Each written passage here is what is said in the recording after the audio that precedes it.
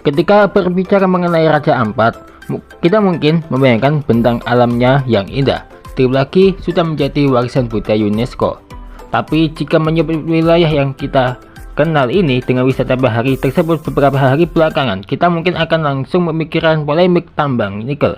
Ya, baru-baru ini masyarakat dibuat resah dengan temuan tambang nikel yang diperkirakan bisa merusak alam dan ekosistem di Raja Ampat. Sejauh ini, apa saja yang perlu kita ketahui tentang tambang nikel di Raja Ampat?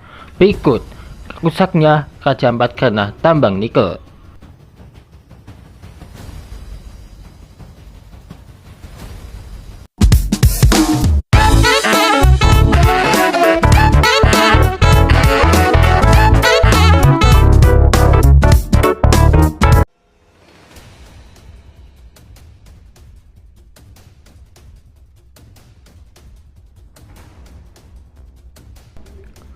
Kita memang baru-baru ini dihebohkan dengan pertambangan nikel di Pulau Gak Raja Ampat. Tapi, pertambangan nikel di Raja Ampat telah menyasar Pulau Gak sejak zaman Belanda, terutama selama periode 1920 hingga 1958. Melansir kompas.com, pemerintah kemudian melakukan nasionalisasi perusahaan tambang Belanda di Pulau Gak ketika Belanda meninggalkan Indonesia. Pada tahun 1960 hingga 1982, perusahaan modal asing dari Amerika Serikat PT Pacific Nickel Indonesia meneruskan aktivitas pertambangan nikel di Raja Ampat. Hasil negosiasi antara PT Antam dengan PT Broiling Hill Proprietary atau BHP Billiton dari Australia dari 1996 hingga 1998 akhirnya melahirkan PT Gag Nickel. Semula Asia Pacific Nickel menguasai saham PT Gag Nickel sebanyak 75%, sedangkan PT Antam berhak atas 25% saham. Tahun 2008, PT Antam mengakuisisi saham Asia Pacific Nickel. Sampai tidak ada eksplorasi, PT Gag Nickel mulai menambang nikel sejak tahun 2003. Pada tahun 2003, saat itu luas area garapan PT Gag Nickel selama 3 tahun adalah 9.500 hektar. Saat ini Pulau Gak memiliki cadangan nikel sebanyak 171.046.843 WMT. Meski demikian, masyarakat Pulau Gak umumnya mencari penghidupan di sektor perairan.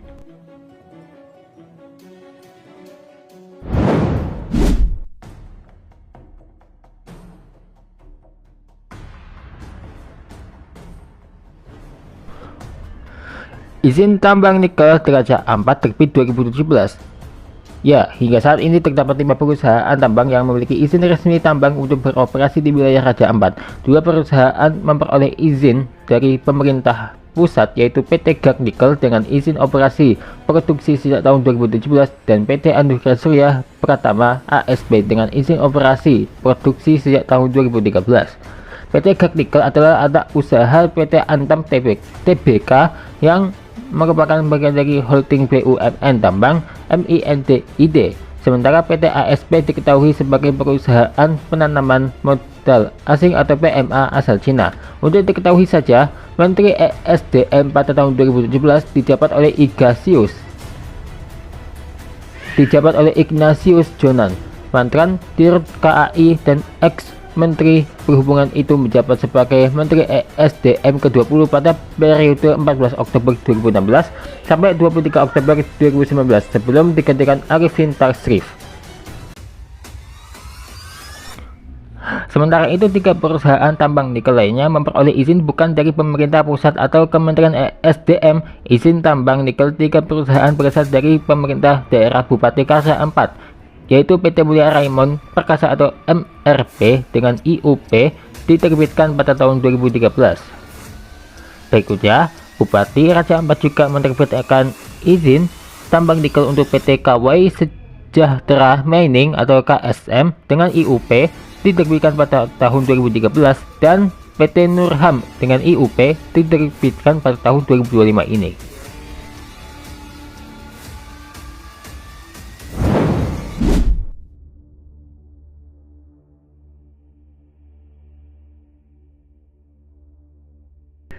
Selanjutnya, tambang nikel diklaim tidak bermasalah. Ya, sebelumnya Direktur Jenderal Mineral dan Batubara atau Minerba, Kementerian ESDM Tri Winarno mengklaim tambang nikel di Raja Ampat tidak bermasalah, sehingga pemerintah tetap mengeluarkan izin eksplorasi dan eksploitasi. Tri Winarno menanggapi tudingan pelanggaran UU Nomor 27 Tahun 2007 yang diperkuat dengan putusan Mahkamah Konstitusi Nomor 35 PUU XXI 2023, di mana ada larangan tambang di pulau-pulau kecil dan pesisir. Tri menjelaskan dalam kasus tambang nikel di Pulau Gad yang dikelola anak usaha Antam, perusahaan ini awalnya beroperasi di bawah skema kontrak karya. PT Gad Nikel termasuk salah satu dari 13 kontrak karya atau KK yang oleh Undang-Undang Kehutanan dikecualikan dari larangan aktivitas di hutan lindung.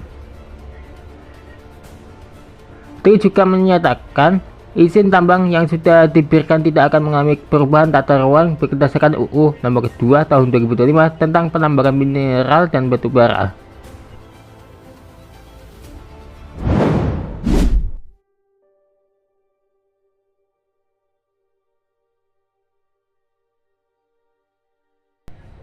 Selain itu, tambang nikel di Raja Ampat diklaim tidak merusak. Menurut Tri, luas lahan di Pulau Gad yang dibuka untuk pertambangan nikel tidak terlalu luas, terlebih sebagian lahan bekas tambang sudah direklamasi oleh PT Gad Nikel. Selain itu, berdasarkan pantauan Kementerian ESDM dari helikopter, tidak terlihat sedimentasi di area pesisir. Oleh karenanya, menurut penilaian pemerintah, aktivitas tambang nikel PT Gad dinilai tidak bermasalah. Menurutnya, inspektur tambang yang diterjunkan Kementerian ESDM untuk mengecek seluruh tambang nikel di Raja Ampat, di mana laporan akhirnya digunakan Menteri ESDM untuk melakukan eksekusi keputusannya.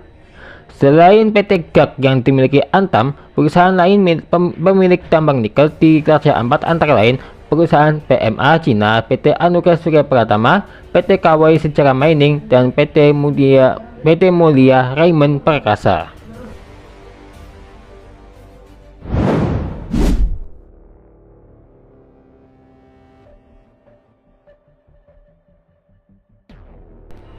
Dampaknya ini sangatlah berbahaya.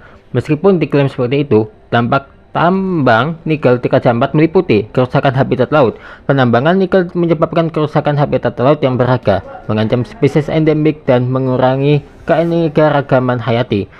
Pencemaran air, aktivitas penambangan berisiko mencemari sumber air bersih yang dapat mempengaruhi kesehatan masyarakat lokal dan kehidupan bawah laut. Sedimentasi. Penambangan nikel menyebabkan sedimentasi yang merusak terumbu karang, menghalangi sinar matahari dan menghambat fotosintesis yang penting bagi kelangsungan hidup karang. Penurunan kualitas tanah menurun yang berdampak pada pertanian dan berkelanjutan ekonomi lokal. Ancaman terhadap pulau-pulau kecil. Beberapa pulau di Raja Ampat seperti Pulau Gad dan Kawai terancam oleh aktivitas penambangan ini. Jadi tambak-tambak ini menunjukkan bahwa penambangan nikel dapat memiliki konsekuensi serius bagi lingkungan dan masyarakat di Raja Ampat. Sebenarnya manusia ini tamak dan tidak peduli dengan alam. Seharusnya kita itu menjaga alam dengan baik. Jangan sampai kita merusak alam hanya karena keinginan kita sendiri-sendiri.